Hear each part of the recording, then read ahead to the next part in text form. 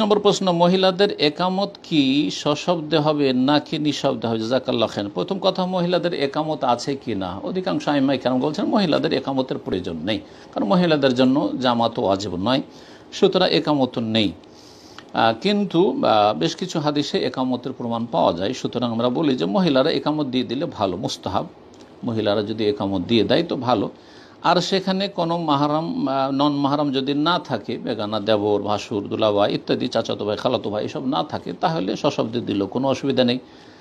আর যদি আশেপাশে নন মাহারাম থাকে তাহলে আস্তে আস্তে দেবে, হ্যাঁ, যাতে করে শব্দ বাইরে না যায় তেলাওয়াতের অথবা আপনার একামতের অথবা তাকবীরগুলির।